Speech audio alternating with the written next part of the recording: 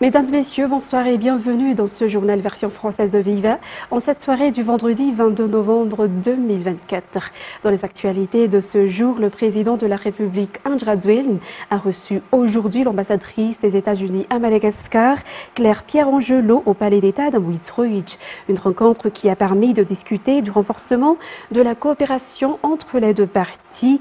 Par la même occasion, le président André Rajoelina a de nouveau félicité le président Donald Trump. Reportage de Judicaël Radjanirin.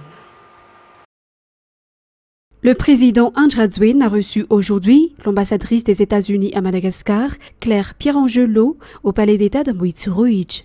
Au cours de cette rencontre, ils ont discuté des moyens de renforcer la coopération entre les deux pays, mais également du renforcement des liens économiques et sécuritaires.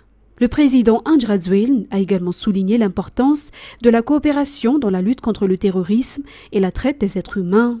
Par ailleurs, la manière d'augmenter les investissements américains dans les principaux secteurs dont dépend l'économie malgache, tels que l'énergie, l'agriculture et les infrastructures, a également fait l'objet de discussions, mais également le redressement de Madagascar suite au programme Millennium Challenge Corporation et à l'AGOA. Par la même occasion, le président de la République, André Rajoelina, a réaffirmé ses félicitations au président Donald Trump pour son élection à la présidence des États-Unis. Dans un autre sujet, le transport des équipements qui constitueront le groupe d'une puissance de 105 MW à destination d'Antananarive débutera le 2 décembre, d'après les consignes du Premier ministre Tchèque Christian lors de sa visite au port de Tuamas. Le chef du gouvernement a également annoncé que la mise en place de ce groupe à Buimanaboul, qui constitue l'une des solutions permanentes face au problème d'électricité à Antananarive, sera suivie de près. Reportage de Sylvain et Sech Angianab. Le transport des équipements qui constitueront le groupe de 105 MW devrait se faire à partir du 2 décembre, d'après le Premier ministre, chef du gouvernement, Tchèque Christian, qui s'est rendu au port de Tuamas. Sachant que chacun des 7 blocs moteurs de 15 MW pèse 70 tonnes, le renforcement des ponts sur lesquels ils vont passer est incontournable, selon les informations. Ces travaux d'urgence visent à garantir la sécurité et la fluidité du transport. Lors de cette visite à Tuamas, le Premier ministre a également donné des instructions sur le respect du calendrier fixé pour la réalisation des travaux d'installation de ce groupe à Buimanaboul, des travaux qui seront suivis de près. Il est à noter que cette démarche est une solution permanente pour résoudre le problème d'approvisionnement en électricité dans tout Madagascar, notamment sur le RIA ou le réseau interconnecté d'Antananarive. Par ailleurs, le Premier ministre a profité de cette occasion pour constater le progrès des travaux de réhabilitation de la RN2. À noter que la société CRCC a obtenu le marché pour réaliser les travaux sur le premier tronçon entre Muramang et Tuamas, et la deuxième partie entre Sambain et Muramang sera quant à elle réalisée par l'entreprise CHEC. En économie, plus de 350 participants se sont déjà inscrits pour assister à l'événement économique dédié aux chefs d'entreprise de l'océan Indien au CEO Summit, événement qui se tiendra à Madagascar pour la première fois dans 2 semaines, les 5 et 6 décembre prochains. Cet événement représente une grande opportunité pour Madagascar, notamment afin d'attirer plus d'investisseurs et d'établir de nouvelles coopérations avec les îles voisines, a indiqué le président du CIM. Ainsi, les organisateurs du CEO Summit ont établi une coopération avec une compagnie d'assurance pour garantir les investissements à Madagascar. Plus de détails avec Anna Martina et Yves Chanel.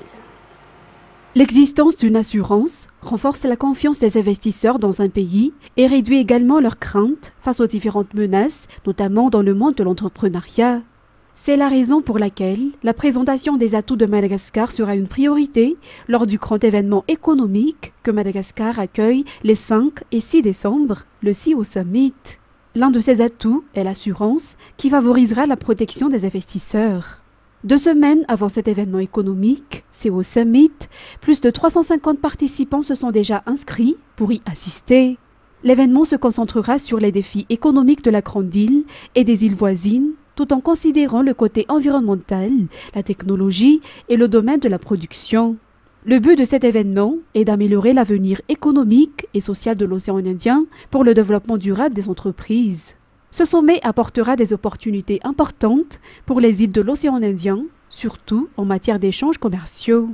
Par ailleurs, des hauts responsables de l'île de la Réunion viendront à Madagascar pour assister à cet événement les 5 et 6 décembre, selon les informations.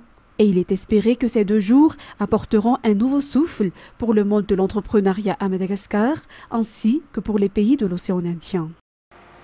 Ensuite, le ministre des Mines, Rakutmalala Ernjane Olivier, a officiellement remis l'autorisation minière d'exploitation artisanale au groupement Firesankin. Ce document constitue une autorisation officielle permettant aux exploitants artisanaux, membres de travailler légalement dans la carrière d'Antanjkoum, située dans la commune d'Ambuitilozen, district d'Ambatondjazak, où l'on trouve du quartz rose. La délimitation de cette zone a eu lieu hier et il s'agit du premier couloir d'exploitation artisanale ouvert à Madagascar. Reportage est signé Ruth Christel Rakutmalal. La population du Fukuntang à Danjkumbi, dans la commune d'Ambuitilozen, a augmenté de 5000 personnes en seulement 2 semaines. Cela fait suite à l'ouverture récente de cette carrière de quartz rose qui attire de nombreuses personnes venant de tout Madagascar. Hier, les zones accessibles aux exploitants artisanaux ont été officiellement délimitées, formant ce que l'on appelle un couloir d'exploitation artisanale. Selon la précédente loi, il était interdit de mener des exploitations dans une zone couverte par un permis minier. Cependant, d'après le nouveau code minier, cela est désormais possible avec l'accord du titulaire du permis. Cette opération a été menée conjointement par des techniciens du ministère des Mines, la Direction régionale de la Lotchamangour, le BCMM, Bureau du cadastre minier de Madagascar, d'Ambatondjazak, ainsi que des élus et représentants locaux. Le mandataire du titulaire du permis était également présent pour donner des consignes aux exploitants. Cet après-midi, le ministre des Mines, Rakutmalala Ernjane Olivier, a remis les documents d'autorisation d'exploitation artisanale aux exploitants artisanaux, accompagnés d'un cahier de charges correspondant. Les membres du groupement Firesankin sont désormais en règle. L'existence de cette carrière contribuera au développement de la commune d'Ambuitilozen et de la région de la Lotchamangour. Elle générera des retombées financières et réduira l'insécurité dans la région. Les touristes malgaches bénéficieront d'offres spéciales lors du salon du tourisme et de l'artisanat qui se déroule actuellement au stade Barré Mamas. L'objectif est qu'ils puissent visiter les sites touristiques emblématiques de Madagascar. Par ailleurs, cet événement permet également aux artisans de trouver des débouchés. Plus de détails avec Francesca Imre sur les images de Yves Janel. Le coût élevé de la visite des sites touristiques dont dispose Madagascar a été toujours un obstacle pour les Malgaches qui veulent voir la beauté de la grande île. Ainsi, la fourniture d'offres en fonction du pouvoir d'achat des Malgaches est une étape dans la promotion du tourisme local. Les touristes malgaches bénéficieront donc d'offres spéciales lors du salon du tourisme et de l'artisanat qui se déroule actuellement au stade Barré Mamas afin qu'ils puissent visiter ces sites touristiques emblématiques de Madagascar. Outre les sites touristiques qui font la renommée du pays, la partie sud de Madagascar dispose également de sites uniques à visiter. Les mondes du tourisme et de l'artisanat sont complémentaires. C'est pourquoi la combinaison de la 8e édition du Salon du tourisme avec la première édition du Salon de l'artisanat a facilité la recherche de marché pour les artisans. Ce salon qui se terminera demain. Et les travaux de remise aux normes du stade Barré Mamas, exigés par la CAF et la FIFA, sont presque achevés. Les responsables du stade terminent actuellement la restauration du gazon, tandis que les travaux autour du stade en général sont terminés. Les travaux d'entretien du gazon seront désormais au centre des préoccupations de ces derniers et la pelouse peut recevoir des matchs, a déclaré aujourd'hui le secrétaire d'État en charge des nouvelles villes et de l'habitat durant la visite du stade cet après-midi. Les responsables au sein du stade Barré Mamas sont en cours de finition des travaux de remise aux normes exigés par les instances internationales du football, la CAF et la FIFA. La remise en état de la pelouse figure parmi les derniers travaux car elle exige du temps. Néanmoins, la pelouse est en bonne voie et a déjà complètement pris forme actuellement. Nous allons former 10 employés du stade Barré juste pour se charger de l'entretien du stade. Ils seront formés par l'entreprise qui a été chargée des travaux. L'entretien se fera quotidiennement, à savoir tondre le gazon, enlever les mauvaises herbes pour éviter qu'ils contaminent le gazon. Ce personnel formé se chargera donc de la tonte de la pelouse selon les exigences de la CAF et de la FIFA pendant les matchs, soit 1 cm à 2 cm pendant qu'il n'y a pas de match, selon le secrétaire d'État en charge des nouvelles villes et de l'habitat. Selon toujours ce responsable, le stade pourra accueillir des matchs dans 2 semaines. Par ailleurs, le rapport sur les travaux effectués au sein du stade Barham à Masn ont déjà été envoyés aux instances internationales du football.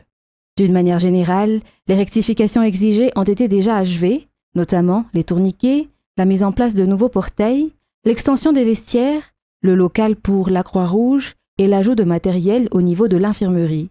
Il ne reste que l'extension des gradins jusqu'au niveau de la piste d'athlétisme, laquelle sera réduite à 8 couloirs du fait de ces exigences, selon le SENVH. Ces travaux débuteront l'année prochaine. Ce sera au ministère de la Jeunesse et des Sports et la Fédération malgache de football de décider du programme des matchs qui se dérouleront dans ce stade après que les normes exigées soient effectuées, souligne Gérard Andiamanoissou durant sa visite des travaux du stade Barham à Masn cet après-midi avant sa réception technique. En éducation, 32 élèves du LTP Mourémangue ont obtenu un emploi immédiatement après leur formation au sein d'une entreprise privée œuvrant dans la fabrication d'aluminium grâce à la collaboration du ministère de l'enseignement technique et de la formation professionnelle avec cette entreprise privée. L'accord de coopération entre les deux parties a été signé hier à Anjar. Reportage sur les images de Anjar Hazonarvelu. L'objectif de la mise en œuvre de la stratégie « Système d'alternance » initiée par le ministère de l'enseignement technique et de la formation professionnelle est de permettre aux élèves venant de terminer leur formation d'intégrer immédiatement le marché du travail. C'est le but de la collaboration de ce ministère avec des entreprises privées pour pouvoir embaucher des jeunes qui viennent de terminer leur formation. Comme ces 32 élèves issus du LTP de Mourémangue, ils pourront travailler immédiatement à la conception et à la fabrication de l'aluminium après la conclusion de l'accord de coopération entre les deux parties hier, à savoir le ministère de tutelle et une entreprise privée œuvrant dans la fabrication d'aluminium. Cette entreprise déclare être toujours prête à soutenir la jeunesse malgache dans la recherche d'emploi. Quand on regarde les filières de formation, on s'aperçoit qu'il y a beaucoup de formations, mais les formations innovantes sur la menuiserie aluminium n'existent pas. Donc il faut absolument que nous, professionnels, qui maîtrisons le savoir-faire sur ces nouveaux métiers, soyons donneurs de savoir pour ces filières de formation et aider le ministère à monter des formations innovantes et qui s'intègrent directement dans le milieu professionnel pour les élèves. Et la formation en alternance est d'autant plus une réussite d'avance, puisque les jeunes font une partie lycée, une partie en entreprise, et en général, ça débouche sur une embauche à la fin de leur cursus de formation. Ayn est l'un des 32 élèves qui travailleront dans cette entreprise. Il est en 3e année au sein du LTP de Mourémangue. Le fait qu'il ait pu terminer la formation est un grand avantage pour Ayn, lui permettant de décrocher cet emploi parmi les centaines d'étudiants. L'objectif du ministère de l'enseignement technique et de la formation professionnelle est d'élargir cette collaboration à d'autres écoles techniques de l'île ainsi qu'avec d'autres entreprises privées. Ensuite, la plupart des jeunes entrepreneurs malgaches ont des idées innovantes, mais ne savent pas comment les mettre en œuvre. Les jeunes ont ainsi besoin d'accompagnement et c'est la raison de l'existence du programme Résidence entrepreneuriale croisée 2024 avec le soutien de l'ambassade de France à Madagascar qui a permis à 2 jeunes malgaches de suivre une formation en France pendant 2 semaines. Plus de détails avec Franciscaine Mireille et Yves Janel. L'incapacité à réaliser leurs projets est encore un problème commun auquel font face les jeunes entrepreneurs malgaches et africains en général. Les jeunes ont des idées innovantes, mais n'ont pas les moyens de les réaliser. Se lancer dans ce domaine nécessite de la motivation pour pouvoir se développer, selon ce jeune entrepreneur malgache. La coopération avec l'ambassade de France, à travers le programme Résidence entrepreneuriale croisée 2024, s'inscrit dans le cadre de l'aide aux jeunes malgaches à créer leur entreprise et développer leur secteur d'activité. Ainsi, 2 jeunes malgaches, Yanissa et Noah Sintine, ont pu suivre une formation en France pendant 15 jours. Ce voyage s'est articulé autour d'ateliers de formation, de rencontres avec des entrepreneurs internationaux et de visites de structures d'innovation à Bordeaux et à Paris. Ces activités visent à renforcer leurs compétences en gestion de projets, développement commercial et entrepreneuriat durable, tout en encourageant des partenariats stratégiques. Place maintenant aux actualités internationales. Coup de tonnerre au Brésil. La police a recommandé jeudi l'inculpation de l'ex-président d'extrême droite, Jair Bolsonaro, pour un projet présumé de coup d'État visant à empêcher le retour au pouvoir de son successeur Lula après le scrutin de 2022. Reportage sous les images de France 24.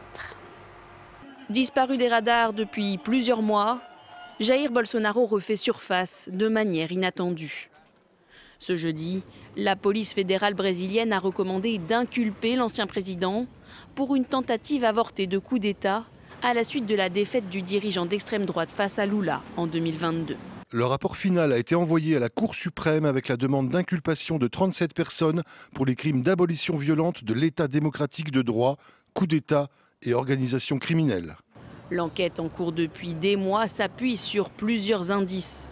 Une proposition de décret qui visait en 2022 à convoquer de nouvelles élections avant l'investiture de Lula. Plusieurs comptes rendus de réunions au contenu putschiste entre Bolsonaro et un commandant des forces armées. Et surtout, un projet d'assassinat de Lula révélé ce mardi suite à l'arrestation d'un policier et de 4 militaires. L'un d'entre eux, Mario Fernandez, est d'ailleurs considéré comme la tête pensante de cette opération secrète nommée Poignard vert et jaune. Cible de l'attaque, le président Lula s'est dit soulagé d'y avoir échappé. Je suis un homme qui doit être très reconnaissant parce que je suis en vie. La tentative de nous empoisonner, moi et Ackmin, n'a pas fonctionné. Nous sommes ici. Ces affirmations ont rapidement été critiquées par le principal intéressé, qui se dit persécuté par la justice. Le juge Alexandre de Moraes mène toute l'enquête, arrange les témoignages, arrête sans dénonciation, va à la pêche aux preuves à tout prix et donne des conseils très créatifs. Il fait tout ce que la loi ne dit pas. Ce rapport d'enquête sera prochainement remis par la Cour suprême au bureau du procureur général qui devra lui décider d'engager ou non des poursuites contre l'ancien chef d'État. Malgré l'inéligibilité prononcée à son encontre jusqu'en 2030, Jair Bolsonaro entend toujours se présenter à l'élection présidentielle de 2026.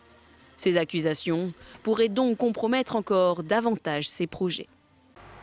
Destination Liban, la citadelle romaine de Baalbek, classée au patrimoine mondial de l'UNESCO, est aujourd'hui menacée par les frappes israéliennes qui touchent la région, symbole de l'identité libanaise. Baalbek figure parmi les 34 sites culturels que l'UNESCO s'efforce de protéger grâce à un statut temporaire renforcé. Mais sur terrain, les habitants et les autorités locales se battent pour sauver ce joyau antique avant qu'il ne sombre sous les décombres. Reportage signé France 24. Hussein Yari est né à l'ombre des majestueux temples romains de Baalbek. Il a consacré sa vie à protéger le patrimoine de sa ville, mais aujourd'hui, la citadelle est en danger. Quand on entend aux nouvelles qu'il y a eu des frappes près de la citadelle, avec 4 bombardements autour de Baalbek, sans compter les zones touristiques comme Ras El Ain, la première chose à laquelle on pense, c'est qu'on risque de tout perdre, même notre vie. Baalbek représente tellement pour nous. Ce n'est pas seulement parce que je suis de Baalbek, mais aussi parce que je suis libanais. La citadelle, c'est notre histoire, notre civilisation, notre avenir et notre culture. Hussein, comme beaucoup d'autres habitants de la ville du Soleil, voit dans la citadelle bien plus que des pierres anciennes. C'est un héritage, un lien entre les générations. Pour les autorités locales, la protection de ce site plusieurs fois millénaire est une priorité. Baalbek figure sur les billets de la Banque du Liban. C'est la première image que voient les touristes dans les brochures quand ils envisagent de visiter le pays. Nous devons attendre la fin des hostilités pour que les équipes techniques, les ingénieurs et les archéologues puissent évaluer l'impact réel des frappes. Les bombardements provoquent des vibrations qui ont des effets négatifs sur les structures. Les fumées noires des explosions constituent aussi un facteur de dégradation. Chaque frappe israélienne sur Baalbek met en péril ce site classé au patrimoine mondial de l'UNESCO. Un témoin de l'histoire du Liban que les habitants refusent de voir sombrer sous les décombres. Et le Premier ministre israélien Benjamin Netanyahou subit d'importantes pressions juridiques en Israël. Dans le cadre de l'affaire des fuites, Bibilix, l'un de ses plus proches collaborateurs, Eli Feldstein, a été inculpé hier. Il est soupçonné d'avoir transféré des informations classifiées pour modifier le discours officiel sur le sort des otages israéliens qui sont détenus par le Hamas à Gaza et ainsi protéger Benjamin Netanyahou. France 24.